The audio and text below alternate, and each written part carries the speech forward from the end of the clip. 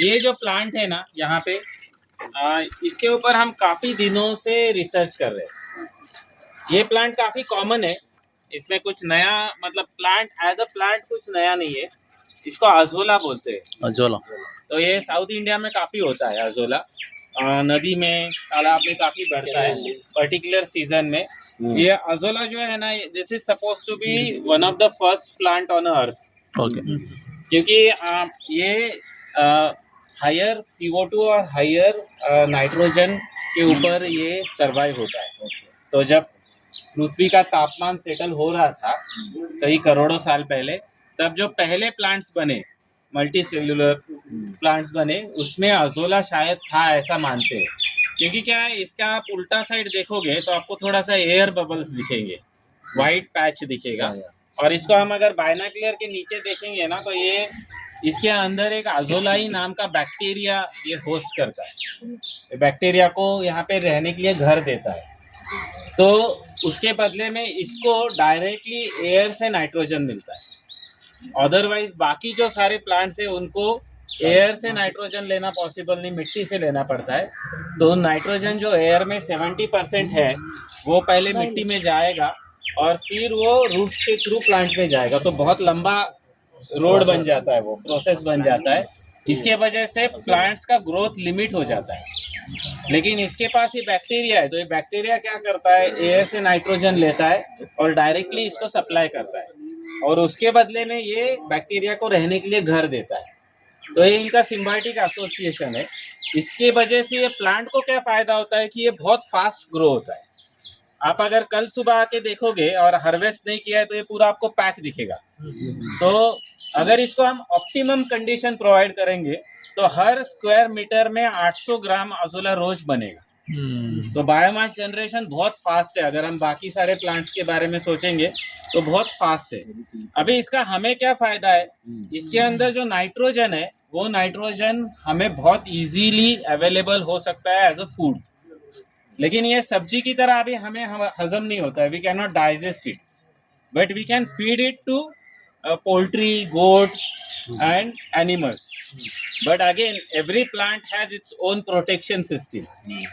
तो इसके अंदर कुछ पॉइजन्स है, थोड़ा सा साइनाइड है, थोड़ा सा फिनॉइल्स है।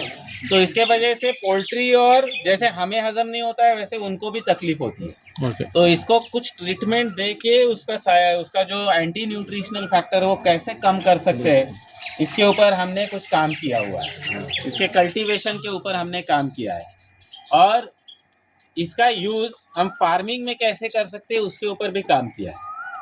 अभी हम जब कंपोस्टिंग करते हैं, आपने देखा होगा बहुत सारे किसान वो जो स्टबन है एग्रीकल्चर वेस्ट उसको जला देते हैं। That is very wrong practice. तो खेत में कुछ भी जलाना नहीं चाहिए। Whatever you are burning is actually you are burning your moneys. तो कुछ भी नारियल का कुछ पत्ता गिरता है या फिर खेत में कुछ बचता है तो किसान उसको जला देते हैं। दैट इज काइंड ऑफ गन्ने का, तो that is all loss.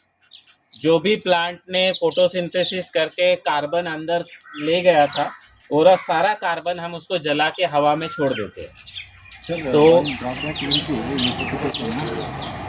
Drawback will be eutrophication. You mean? I mean, the plant will die. When they die, they will accumulate of the water. They trap the oxygen. But that is good. If you see, the other aquatic animals will die no. because of scarcity of oxygen. If oxygen is not generating, then they will die. If water is standing, see there are two things now. One, water is standing and then water is flowing. Flowing there will In a not be any natural issue. system, water is always flowing. But this will grow on the stagnant water. No. See, now this is stagnant water. But why still it's growing? Because one thing, we can change water. Now we are not changing water here. But why still it's growing? Because we are harvesting it on a regular basis. So there are other phytoplanktons who can generate oxygen. See, there is a gap between. What that gap is doing, sunlight is entering directly. And then there is oxygen regeneration is happening. So that's very natural process. So if you are allowing oxygen to grow within the water, then your system is live. When you are restricting oxygen to grow, then your system is died. And in a natural process, your system is always live. When we grow this kind of plants, they will trap the oxygen. So No, no, no. it will lead to other That aquatic you are animals saying will be- because you see lot of water hyacinth on a river. That's why you have that impression. See how oxygen goes into water is a very interesting science.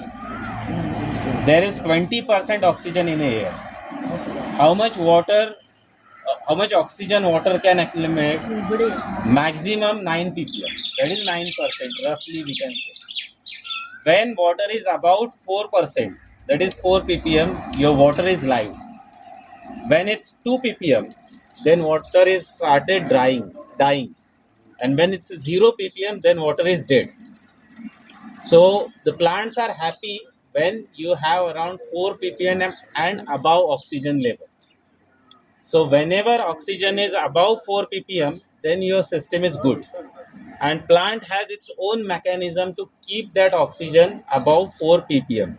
Now why you have that impression कि water is dying? Because you see lot of water hyacinth on a river. Now that is why it's happened, because we are putting lot of pollutant polluted. in the water. Then only one plant grows very heavily, that is water hyacinth, and then you have water stoppage. You're not allowing water to flow. When water starts flowing, then that 20% goes into water because of water flow, because of water surface generation. That's why water is live. So azola is not unnatural. Azola or any water body, any water plant actually helps water to keep alive. You need to see whether the water is flowing, whether water has sunlight penetration, or whether water has multiculture, not a monoculture system, not a monocrop.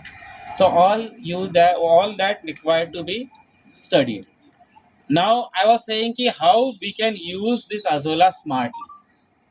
If we can use it as a green manure, then it's very good plant. So whatever farmers are burning, if you mix azola with that, it developed on bacterial culture, fungal culture, which helps into a composting. So that experiment we did, and we found that it's very useful, but limitation is the azola. You cannot have that much of azola, tons of azola. So what is next step? You can harvest that bacteria, that fungus into a culture. That is called composting culture. So we mixed azola with stubborn, then that stubborn is composted, that stubborn is taken into a lab. There all the beneficial bacteria and fungus are harvested into a water, into a culture. Now this culture can be used instead of azola. Okay. So this is all science. So if you use this culture for composting, composting become very fast. So farmers will stop burning their stubble. If the technology is available, farmers are ready to adapt. But technology required science, and science required application. And applications required again understanding. So this is how we derive projects. From one simple plant, you can have number of technologies.